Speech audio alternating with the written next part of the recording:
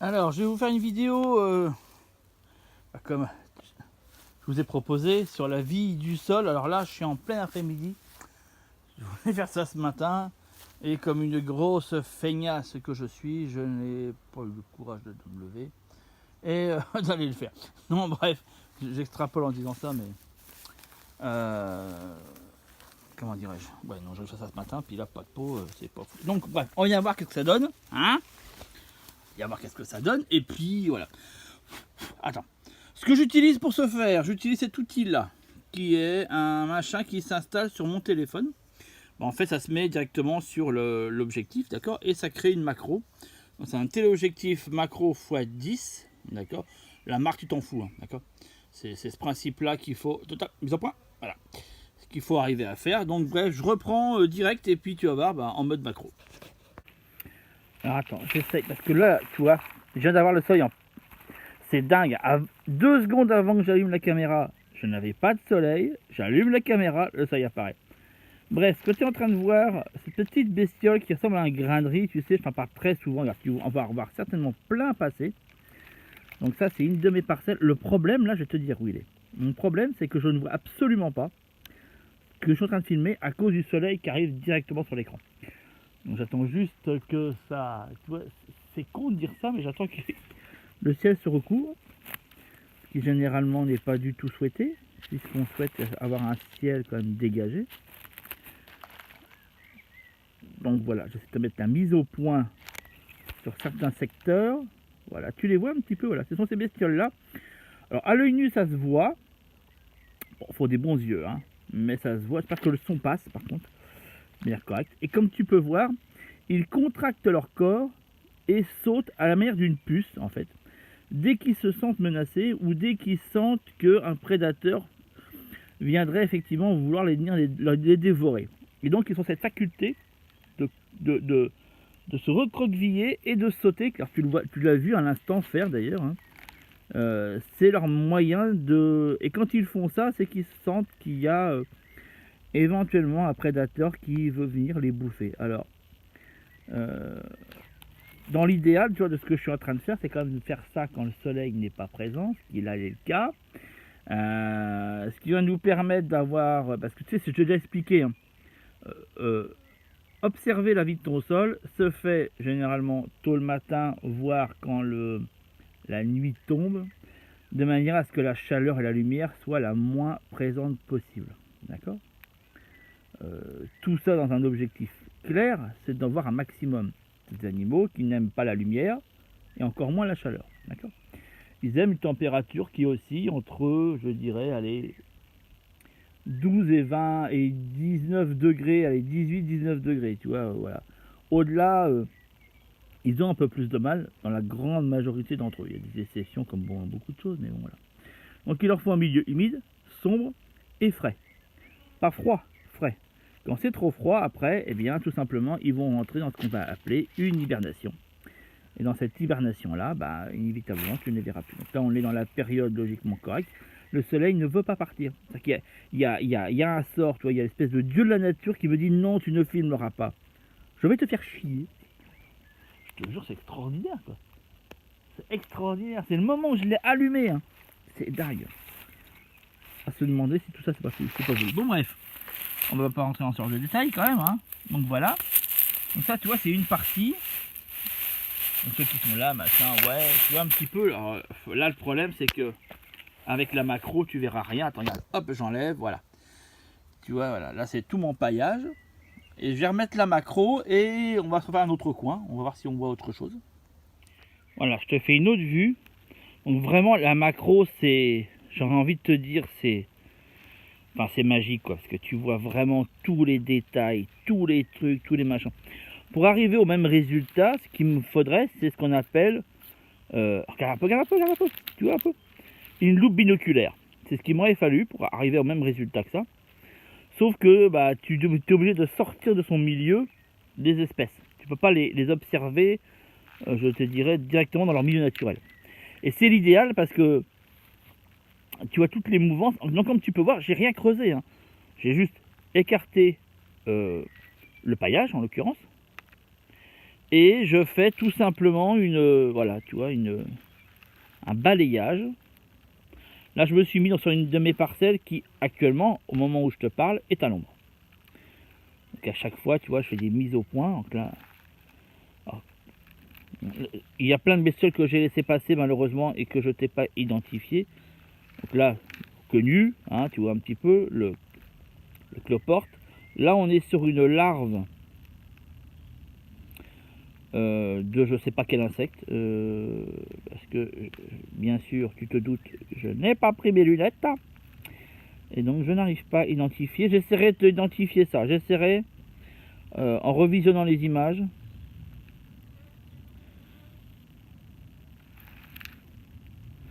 Donc tu vois, à chaque fois je balaye, je refais la mise au point sur le sol. C'est jamais très évident parce qu'inévitablement, bah, il fait sa mise au point sur ce qu'il y a de plus près, hein, tu te doutes bien. Alors bon, hein, faut arriver quand même à ce qu'il me fasse ma mise au point là où j'ai besoin. Et il coopère quand même pas mal cet appareil. Alors, je fais ça avec un téléphone portable, en l'occurrence un iPhone.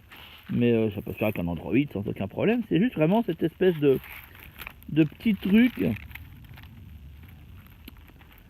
de petites cellules, tu comprends, comment je veux te dire, macro, qui fait toute la différence. Bon, des fois ça ne coopère pas. Hein. J'y vais clairement là, toi je vois rien parce qu'il y a mon téléphone. Alors, yes. Vas-y, fais le point. Fais le point. Regarde là, tu vois une magnifique toile d'araignée que je voulais te montrer en macro. Pour que tu vois un petit peu, c'est rare de voir ça en macro. Donc on va regarder un peu le sol. Alors, attends, je vais mettre une autre position, ça va bidouiller, hein, je suis désolé. La position n'est absolument pas confortable. Voilà. Et donc on va aller observer un sol à l'air libre, d'accord? Bah, voir qu'est-ce qu'on observe. Tu as vu le temps que j'ai mis entre le moment où je pose mon appareil en macro et le moment où on commence à observer quelque chose. D'accord. Là, tu vois un peu le temps. Et donc là, bah, on va faire la même opération sur un sol découvert pour voir si fondamentalement on arrive à voir la même faune, quoi, en fait. Si tu veux, peu importe la faune qu'on aurait d'ailleurs. Attends. Mise au point. Voilà.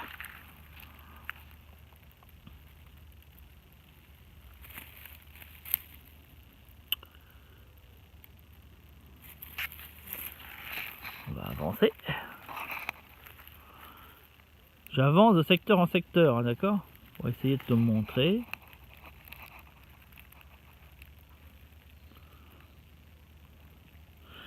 Et tu sais quoi? Tu sais qu'est-ce qu'on va faire? On va aller dans le champ en face. Ça se fait pas. On va aller dans le champ en face. Puis je vais te montrer aussi dans le champ en face qu'est-ce qu'on peut trouver. Non, parce que attends. À un moment donné, j'ai dit aujourd'hui cette chaîne va devenir une chaîne scientifique. Hein, on va arrêter les trucs. Alors il paraît que on va le prendre si tu veux. On va en faire une jolie boule et on va balancer ça au fond des toilettes. D'ailleurs, je pense que je vais faire une petite séquence rapide avec, tu sais, un truc que j'ai dans les chiottes. Voilà, ce sera mon nouveau jingle. Donc le conseil Intel, tu le prends, hop, tu tires la chasse. Voilà, hein. Et puis on va partir sur de l'effectif. Non, parce qu'il y en a marre. Les mecs qui commencent à sortir excuse-moi, mais de la merde, il n'y a pas d'autre mot. Hein, qu'on doit prendre comme argent comptant en critiquant en plus ceux qui, comme moi, veulent respecter la nature, respecter le cycle naturel, veulent respecter, si tu veux, tout un tas de process, hein, en sortant des niaiseries absolues sur des éléments pseudo-scientifiques à 2 balles. Donc là, je te montre, voilà, une parcelle découverte. On est d'accord jusqu'à maintenant? Est-ce que tu as vu une bestiole? Pas une seule. On est bien d'accord? Pas une. Hein. Par rapport à tout à l'heure, hein, tu vois, quand je te montrais mon sol, regarde, on va reprendre. Juste à côté, j'ai de la paille. Tu vois très flou, hein, parce que pas bien l'enlever. On va reprendre. Hop, paillage. Et on y va. Et on fonce. D'accord? Humidité du sol. Est-ce que j'ai besoin d'aller plus loin dans mon explication? Pour ceux qui se poseraient encore la question, qui se diraient, c'est pas vrai, ça marche pas. Non, mais est-ce que j'ai besoin, fondamentalement, là, d'aller plus loin? Je pense que je vous ai montré En 3 secondes, on découvre de la paille, il y a des bestioles. En 1 minute de recherche sur un sol découvert, il n'y avait absolument rien.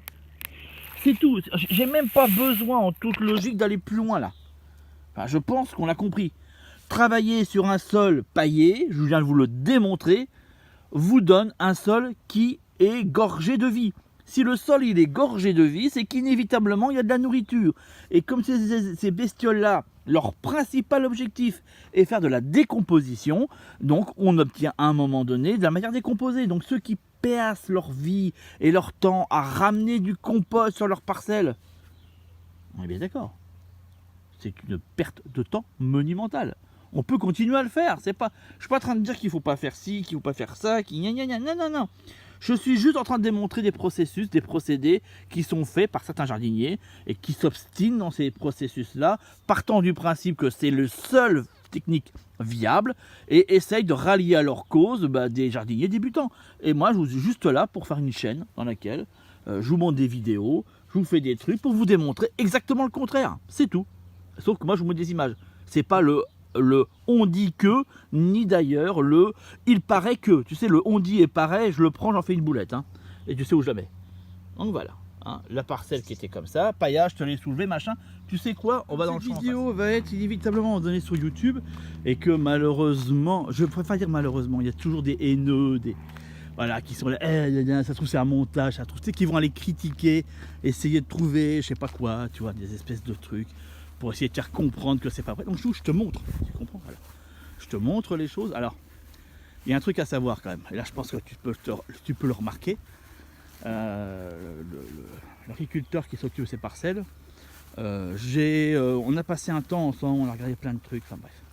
Et du coup, il a toute une parcelle sur laquelle on a travaillé, qui est dans le fond là-bas, qui est en agroforesterie, excuse-moi. Et là, ce sont ces parcelles blé sur lesquelles cette année il n'a fait aucun traitement. Un petit peu voir. Là, il veut aller de plus en plus en raisonné. Donc, comme on peut percevoir, ça devient quelque chose de logique. Donc, les chemins d'accès ne sont pas traités, comme tu peux voir. Donc, on a ces éléments d'éléments vierges. Et on a, je vais aller un peu plus dans son champ. On a son blé, d'accord, avec forcément des plantes, tu vois, qui vont aller pousser. Voilà, donc là on est sur une surface non traitée, d'accord. Voilà un petit peu ce que ça donne, comme quoi c'est faisable, même si les variétés de blé qui continuent à utiliser sont, voilà, bon, sont pas encore les variétés que l'on pourrait, je dirais, on est sur des blés courts, enfin je vais pas me lancer, non je vais pas l'expliquer ça, bref, c'est des variétés améliorées, avec des tiges courtes de manière à avoir une production un peu plus intensive avec des blés en courte période. Mais bon bref, on s'en fout, de toute façon la majorité de ceux qui vont écouter ces vidéos, vous n'êtes pas des agriculteurs, donc les agriculteurs qui suivraient cette vidéo voient parfaitement de quoi je parlais, et les autres de toute façon je ne pense pas que vous vous amuserez à vouloir comment dirais-je, cultiver ce type de blé là. Donc là ce qu'on va s'intéresser sur le sol. Alors vous avez vu le sol de là où je suis, d'accord, qui est un sol, c'est celui-là, hein. Alors je vous le montre. À la base, mon sol, c'est ça, c'est de l'argile, comme ça, vous voyez, un petit peu rouge, terre rouge. Je n'ai pas ramené ma petite, mon plantoir pour vous faire une... Je ne vais pas retourner chez moi pour ça, fait chier. Je vais essayer de creuser avec un truc que je trouverai. Qu'est-ce que je vais te dire? Donc, terre argileuse, vous avez vu le mien, la couleur de la terre qu'il y avait, d'accord, hein, ça, c'est une terre qui contient de l'humus, mais le soute. Dès qu'on peut creuser, je le ferai après. D'accord, on le fait après. Dès que je peux creuser, vous allez voir, on retrouve la même qualité de sol que ici. D'accord, donc là, on a quelques plantes sauvages qui est logique qui se mettent. Si je commence à, attends, fais voir, à gratter un peu, voilà. Alors je voulais faire ça, c'était pour te montrer à quel endroit, à quelle profondeur plutôt ça commence à redevenir humide. Mais ah bah super, okay, j'arrive quand même avec les doigts. Alors, attends, hop, je te filme. Voilà, d'accord. On fait une petite coupe. Voilà, on recommence à légèrement humide autour de... Je te fais une tranche. C'est logique. Ah bah je suis dans l'ombre, quel couillon. Ah, je te fais ça avec moyen du bord en plus. Tu vois un petit peu, j'ai facile... J'ai pas pris de centimètres. Mais facile 5 à 8 cm de sec. Avant de commencer à avoir de l'humide. D'accord, l'humide est là. Tu vois un peu la différence de couleur? L'humide est ici, là tu es à la surface. D'accord. Donc ça c'est le principe d'un sol sans paillage, d'accord. Un sol qui est retourné, ce qui continue à retourner le sol. Donc là on voit toutes les strates, les stries dues à voilà, et tu vois bien sûr la qualité de la terre. Donc ceci étant fait, je remets mon macro, d'accord. Hop là. Et là on va recommencer. Alors attends, mince, je l'ai mal placé. Voilà. Et on va, comme tout à l'heure. Attends, juste 2 secondes. Le problème, c'est que si je le place pas correctement, t'as vu, ça fait un truc chelou. Alors, on va essayer. Hop, hop, hop. De voir. Aïe, ouille. Je me fous dans la tronche. On va essayer de voir ça. En avant. Ah, putain, il y a le soleil qui revient. Je commence à plus rien voir. J'essaie de te faire. Putain, j'espère que c'est net. Hein. Je te jure, je suis navré, je ne saurais pas. J'espère que c'est net. Je vois rien.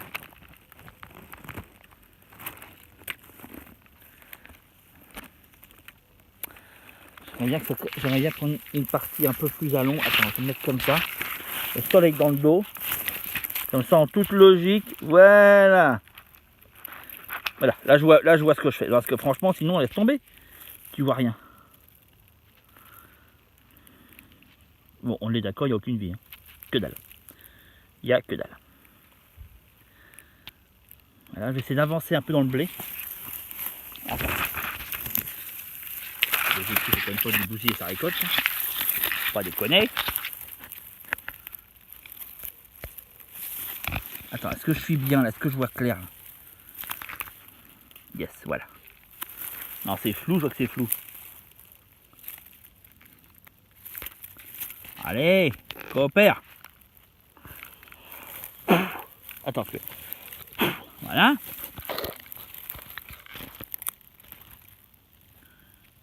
Ah, cool, le soleil vient de se cacher. Du coup, je vois mieux.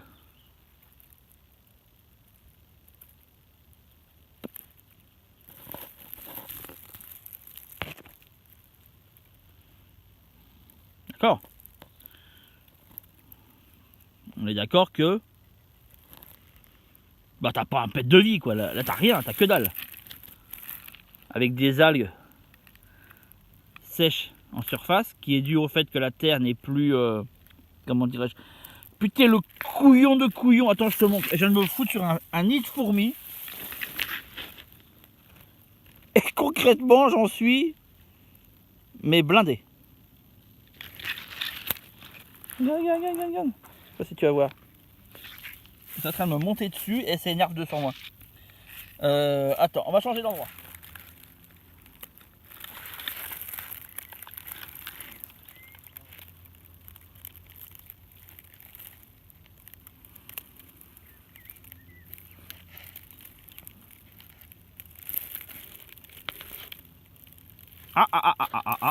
Hop.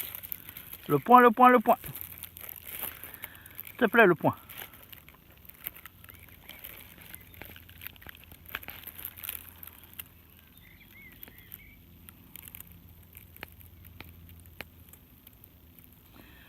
Il y en a un. Le problème, c'est comme il bouge beaucoup, j'arrive pas à voir qu'est-ce que c'est. C'est partie de la famille des Pro Tours, ça. Ok. Donc, un. Il est perdu, en fait. C'est genre, où je suis, au secours. Où sont mes copains? Putain. Bon, il n'y a rien, laisse tomber. Un Pro Tour, je sais pas, c'est l'autre qui s'est perdu en chemin. Enfin, voilà, quoi. Tu vois un petit peu l'idée. Bon, bref. Hein. Je sais pas si c'est la peine de te faire plus que ça, mais bon voilà, d'accord. Donc t'as compris, il y a des fourmis, mais bon ça, faut pas les considérer comme telles. Et voilà. Alors après je pourrais te faire ça en aérien aussi. Ça te montrer au niveau, tu vois, au niveau par exemple du blé, voir si on a des bestioles dessus, des machins, mais c'est pareil, hein, il est complètement vide. Il est vide aussi, il n'y a rien. Bon voilà, donc là cette année là c'est blé, les prochaines ce sera maïs, ainsi de suite. Voilà un petit peu. Alors je pourrais te refaire la même sur les allées et voir si entre le feuillage là, on trouve quelque chose. Donc on va le faire aussi, parce que ça va nous montrer, tu vois, avec une densité végétale, qu'est-ce qui peut se passer. Écoute, on va le tester, d'accord? Donc on va tester ça. Comme ça on aura fait notre test. C'est ça un test, hein, tu vois. Attends juste 2 secondes. Hop là.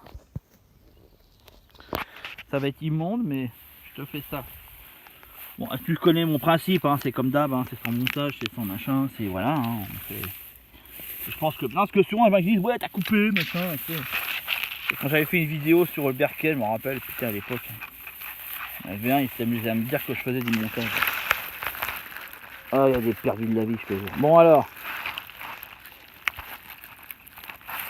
c'est pas assez écarté, donc du coup je suis pas au point. Le point ne se fait pas. Voilà, je sais faire ça mieux. Allons voir, s'il te plaît, coopère le mise au point. Voilà, voilà.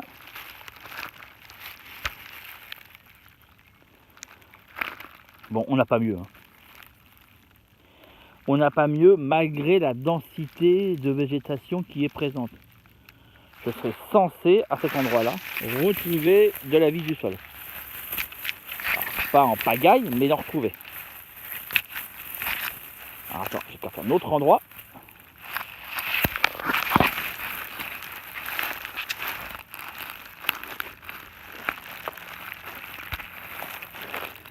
Bon, là c'est moins évident hein, parce que j'ai beaucoup de... Voilà, j'essaie de dégager une zone sans l'atteindre trop pour permettre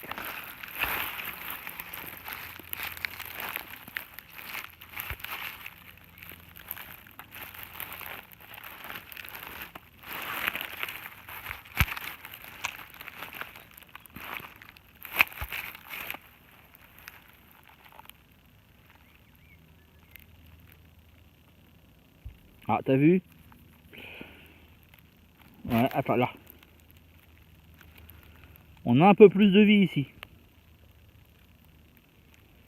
Ça ressemble à un petit sacripin, mais je suis pas certain. Je suis pas certain, j'essaye dans la gueule, je vois rien.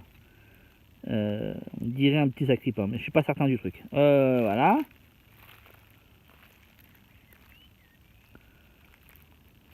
On a un peu plus de vie, effectivement. Donc, qu'est-ce que ça nous indique? Ça nous indique juste que je vais me relever. Ça nous indique juste que, effectivement, plus on a une densité de feuillage, plus on va retrouver de la vie. D'ailleurs, il suffit de voir dans les herbes hautes qui sont ici, je ne sais pas si tu les verras, il y a plein de petites sauterelles, je pense que... Ouais, c'est pas certain que tu les vois là, parce que... Bon. Il y a plein de petites sauterelles qui commencent à bouger, à machin, un truc, à mûche, dans tous les graminées qu'il y a autour. Ce qui, voilà, bon, qui amène un peu de vie, mais c'est surtout, tu vois, la vie au niveau du sol, moi, qui m'intéresse. Même si au loin, là-bas, on perçoit une pierrite du chou, je sais pas si tu la verras. Bon. Voilà, quoi.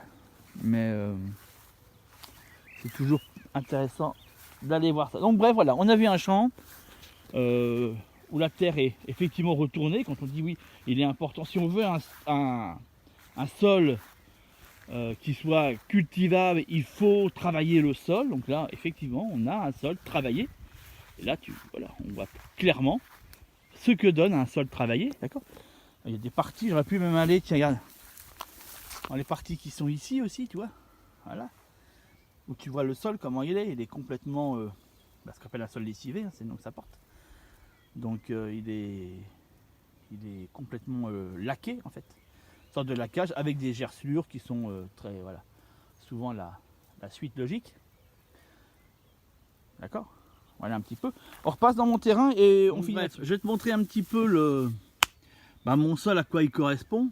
Là-bas, tu vois une partie qui est celle d'un trou de Loire qui a été fait. Voilà, bon. Regardez ça. Donc, on va écarter, comme ça il n'y a pas de supercherie. Alors, le champ il est en face. Hein. Bref, il faudrait que je me relève pour te le montrer, mais je ne sais pas si c'est utile. S'il y en a qui ont besoin d'avoir cette preuve là, je la ferai, aucun souci là-dessus. Là on perçoit le mycélium, d'accord. Ok, c'est tous ces petits filaments blancs que vous voyez. Ok. Et voilà, d'accord. Je vous montre le truc. Voilà mon sol à quoi il ressemble. D'accord. On est très loin de ce qu'on avait en face. Bien. Là, je vais creuser un peu pour vous montrer dans les sous-couches quelle est la nature même. Donc, vous voyez, on va faire ça.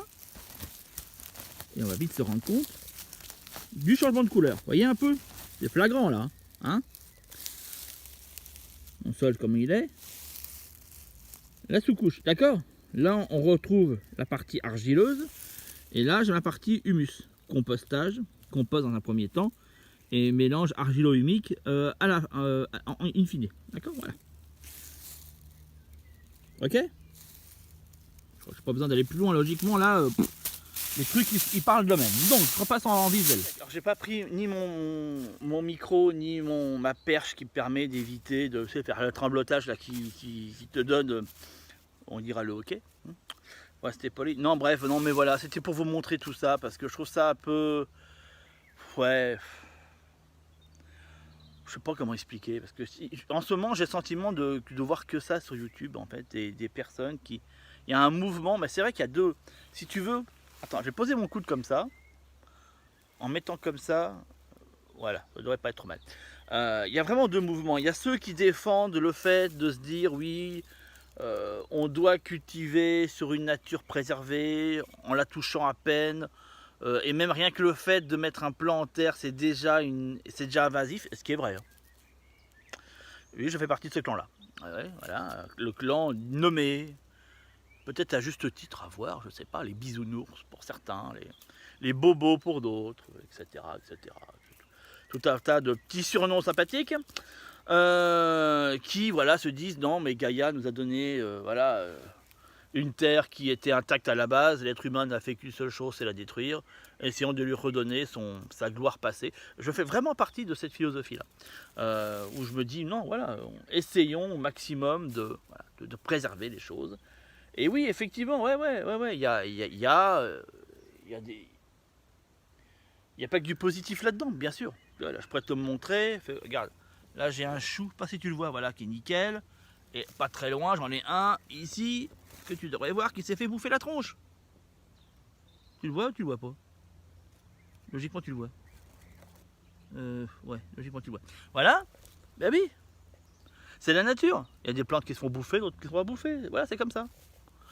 Moi, je prends comme ça. Moi, je me dis, c'est comme ça. Après, il y a une autre école, effectivement, qui part du principe que l'être humain a une place fondamentale sur cette terre et que sans l'être humain c'est le bordel quoi, c'est n'importe quoi, c'est le délire profond, qu'il faut impérativement qu'il soit là pour faire les choses parce que sinon c'est du n'importe quoi organisé et que sans sa présence il n'y a rien qui se passe.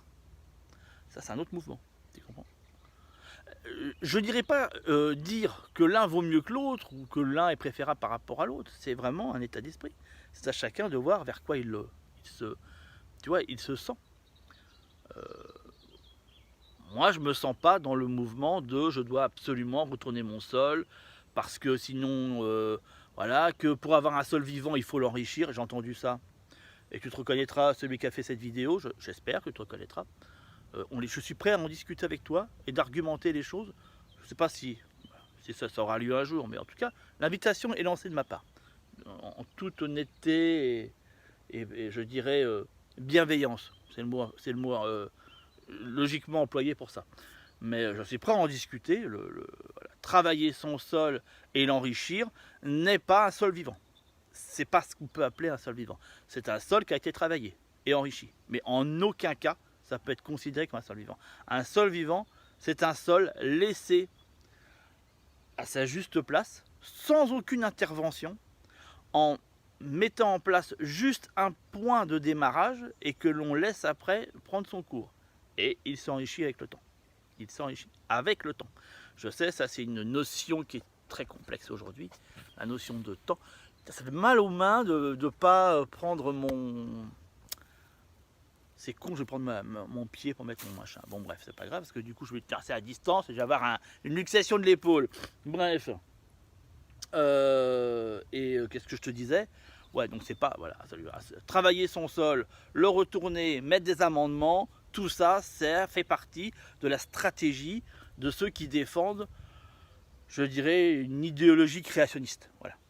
Je vais partir de ce principe-là. L'homme et voilà, l'animal et la plante est là pour nous servir, pour nous nourrir, nous sommes la chose la plus importante de l'univers, voilà. Et donc travaillons la terre, amendons-la de manière à ce qu'elle nous donne le maximum de ce qu'elle peut donner. Ça fait partie de cette stratégie. Celle que je défends, c'est celle qui dit que notre place n'est pas plus importante ni moins importante, elle est dans une certaine justesse. Et chaque chose a la même importance, fait partie d'un cycle, dans lequel nous devons tous humblement trouver notre place. Voilà, on est bien d'accord que c'est pas que ça s'oppose, c'est que c'est très différent. Et donc du coup, inévitablement, tu comprends, il y a une cohérence. Là où il n'y a pas de cohérence, je vais t'expliquer, et je vais finir là-dessus. Là où il n'y a pas de cohérence, c'est de se dire, c'est vrai que la méthode 1, celle que je ne fais pas, est vachement intéressante, parce que du coup, elle peut sembler intéressante, parce que du coup, ouais, c'est vrai qu'on a le sentiment que quand tu mets 10 laitues en terre, tu en récupères 10 à la fin. Et puis on aime, voilà, puis on a bien, on part de l'idée que ça m'appartient, c'est mes laitues, c'est à moi, et comme c'est à moi, je ne veux rien donner, donc logiquement, je dois tout récupérer. Tu comprends le mouvement philosophique. Mais en même temps, on peut aussi intéresser par d'autres fondements qui font partie de la méthode numéro 2, celle que je défends, d'accord, où on se dit ça, ah ouais, et donc du coup, on serait tenté de shipper un petit peu à droite, de shipper un petit peu à gauche, entre les deux méthodes, et de se dire que si j'allie les deux ensemble, je devrais avoir un truc pas trop inintéressant. Alors je vais te donner l'info. C'est que malheureusement, et c'est là-dessus où justement on va retrouver beaucoup de vidéos de personnes qui disent travail au naturel, ça marche pas, ça ne fonctionne pas. Pourquoi? C'est très simple en fait. C'est parce que c'est majoritairement, et à chaque fois ça s'est vérifié, parce que chaque fois qu'on m'envoyait des emails en me disant Denis, voilà, ça ne fonctionne pas, et qu'on m'expliquait, et j'avais pas besoin d'aller très loin pour fondamentalement trouver la solution. La solution elle est très simple. Attends, j'essaie de poser un peu mon coude, voilà. La solution elle est très simple, c'est que utiliser les deux méthodes en même temps ne peut pas fonctionner. C'est soit tu vas vers l'une totalement, soit tu vas vers l'autre totalement. Le mix des deux ne fonctionne pas et ne peut pas fonctionner, puisqu'elle est diamétralement opposée. Tu ne peux pas obtenir du vin en mélangeant de l'eau et de l'huile. C'est d'un élément physique impossible. Je ne parlerai pas d'alchimie, mais physique, impossible. Comme tu ne peux pas, en mélangeant du coriandre et du poivre, obtenir du sel. C'est un fondement physique impossible. Tu ne peux pas obtenir un résultat en utilisant la technique, je dirais, conventionnelle et une partie de la technique liée au jardinage naturel. Là-dedans, tu mets ce que tu veux. Tu mets le bio, la permaculture, ce que tu veux, d'accord? Tu ne peux pas, parce que tu n'obtiendras jamais un résultat. C'est impossible. C'est un élément purement physique. C'est pas possible. C'est soit tu prends tout d'un côté ou tout de l'autre. Et le mélange des deux ne donnera rien de bon. C'est tout. Je vais te faire gagner, logiquement j'espère, tu as fait gagner au moins 5 ans d'échecs. En t'amenant, dès maintenant, arrête, stop, prends l'un ou l'autre. Choisis entre les deux. Mais le mélange des deux, c'est pas possible. Tu peux pas prendre une voiture, la faire travailler avec la moitié de réservoir en gasoil, la moitié en essence, en 95. Bien d'accord, ça ne peut pas fonctionner. C'est pas possible. C'est soit gasoil, soit essence. L'un a des inconvénients et des avantages, l'autre a des inconvénients et des avantages. À voir là-dedans qu'est-ce qui est préférable. Je ne vais pas dire que le jardinage naturel a que des avantages, il y a aussi des inconvénients. Comme la méthode conventionnelle a aussi ses inconvénients et éventuellement, moi je ne les perçois pas, mais bon, certains avantages qui sont perçus par ceux qui la pratiquent. C'est un choix à faire entre les deux. C'est juste ça. C'est juste ça. Et je refinirai là-dessus, puisque je trouvais important de la sortir, enfin de l'expliquer, sur cet élément-là. Une vidéo, c'est sur la chaîne d'Ibrahim, un truc comme ça. Abraham, je ne sais plus. Certains d'entre vous le connaissent. Explique que on ne peut pas obtenir des résultats en utilisant les techniques naturelles qui sont de laisser aller dans les parcelles avec des variétés potagères. Parce que les variétés potagères sont des variétés qui ont été transformées par l'être humain afin de devenir des super... il parle de super légumes, voilà, super boostés, machin et compagnie. Alors, je n'ai pas du tout la même définition que lui par rapport à ça, mais c'est pas le principe. Et qu'à un moment donné, pour que ces légumes puissent grandir et donner le maximum de ce qu'ils ont, il est indispensable de travailler avec une méthode plus conventionnelle. Alors ça, je vous donne l'information, c'est dans ce que je défends, complètement faux. La raison elle est très simple, c'est que, effectivement, tous les légumes que tu vas trouver, toutes les graines de légumes que tu vas trouver dans le commerce, sont des graines qui ont été habituées à travailler selon une certaine méthode. Et donc sont habituées à vivre autour d'elles avec des graines anti-limaces, avec des différents traitements, avec éventuellement du fumier de cheval et puis pourquoi pas l'engrais chimique. Bref, ils sont habitués à ça. Si tu les mets dans un système totalement naturel où la plante doit par elle-même trouver ses propres défenses, il a raison, ça ne fonctionnera pas. Mais ça ne fonctionne pas parce que les légumes potagers ne peuvent pas aller vers ça. Non, non, non. Ça ne fonctionne pas parce qu'elles sont issues, si tu veux, de générations de plantes qui ont été éduquées dans ce principe-là. Il faut bien comprendre la nuance. Et que si tu veux pouvoir travailler des légumes dans un principe naturel, il va falloir aussi, oui je sais, il va falloir, regarde un petit peu, attends je te montre, on la voit pas, attends, oh merdouille, puis c'est ma magnifique limace, qu'elle est là, tu dois la voir logiquement, j'en sais rien, en fait j'arrive pas en vision comme ça à...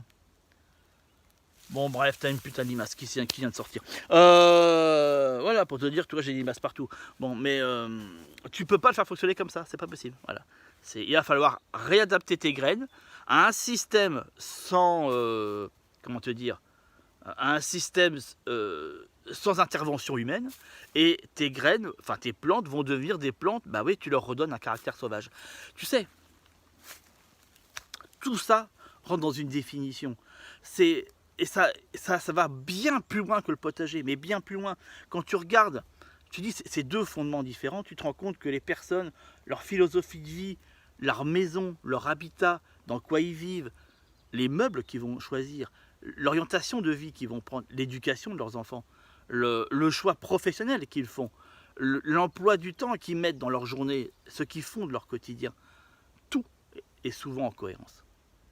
Et... comment te dire, et le système dans lequel je suis, tu vois, c'est pas qu'un jardin au naturel ce que j'ai, c'est aussi, je te montre, c'est aussi un habitat alternatif.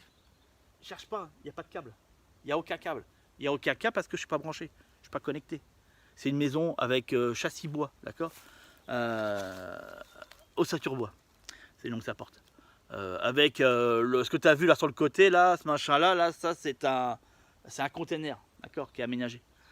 Voilà, tu comprends un petit peu, c'est une maison déconnectée, autonome, je me chauffe au bois, l'eau que j'utilise c'est la pluie, l'électricité c'est pas l'eau solaire, enfin tu vois ce que je veux dire. Et j'ai un jardin aussi au naturel, c'est une cohérence, c'est un tout. Après mes enfants, ils sont éduqués dans l'éducation positive, alternative, mes chiens aussi, ils sont positifs aussi, enfin tu vois un petit peu, tout est en cohérence, tout rayonne dans la même ligne. Ben oui. Parce qu'à un moment donné, c'est aussi accepter, et c'est le principe d'un jardin naturel, c'est de se dire, c'est redonner une partie de sauvage. C'est accepter le fait que chaque individu, chaque chose est libre d'agir comme elle le sent. Et chaque chose, et c'est le cas pour mon potager, est dans le même état d'esprit. Chaque, comment te dire, chaque élément vivant sur cette terre a le choix de vivre ou de se laisser détruire, si tu préfères. Et c'est ce que je fais. Il y a des plantes qui vont être... Tu as vu, je te montrais tout à l'heure, il y a une qui s'est fait bouffer. Elle n'a pas su, ou n'a pas pu, ou n'a pas voulu, plein de choses possibles. Vivre, en fait. Elle s'est laissée bouffer. D'autres ont fait un autre choix. Et c'est ces graines-là que j'ai utilisées. Tu comprends un petit peu, c'est une sorte comme ça de sélection, et que même si je n'utilisais pas ces graines, parce qu'il y a certaines plantes où c'est pas le cas, je laisse les choses se ressemer naturellement. Ce sera le sujet d'une vidéo complète, ça. Eh bien c'est cette plante là qui aurait repris quoi qu'il arrive, et certainement pas l'autre. Tu comprends un petit peu, c'est une sorte de sélection naturelle. Je sais que ça peut faire un petit hockey là, ma petite phrase, mais c'est un peu le cas. Jardin en naturel, c'est laisser une liberté aux plantes d'agir et d'interagir et de vivre et de mourir et de croître ou de ne pas croître. C'est tout ça en fait, c'est se dire ça ne m'appartient pas, je mets des choses, j'installe des choses, le résultat qui va en découdre ne m'appartient pas. Ce n'est pas à moi d'en décider. C'est, je l'entends, ça demande une puissance de réflexion qui peut pour certains être très complexe. Et même sujet à rigolade. Je sais très bien que certains me mettront des commentaires, MDR ou des trucs comme ça. Mais je m'en fous, les moqueries, vulgairement, je m'en bats les couilles, quoi. Mais parce que je suis convaincu de ce que je fais, donc voilà.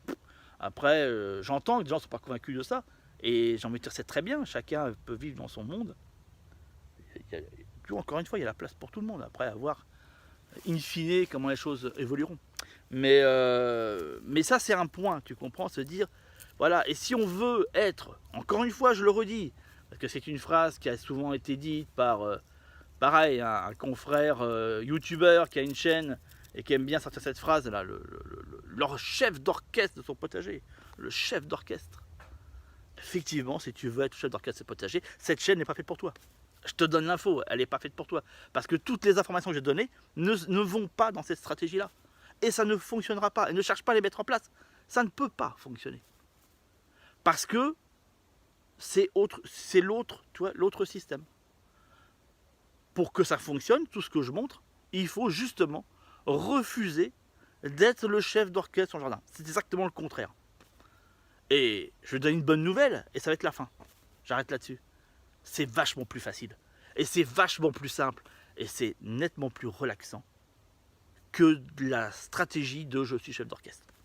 Parce que la seule chose que tu auras à faire, alors oui, au début c'est un petit peu galère, mais c'est comme toute chose, hein. Si tu vas prendre une langue étrangère, au départ c'est jamais simple, hein. Après ça devient simple avec le temps, mais au départ ça ne l'est pas. Mais c'est comme logiquement toute chose.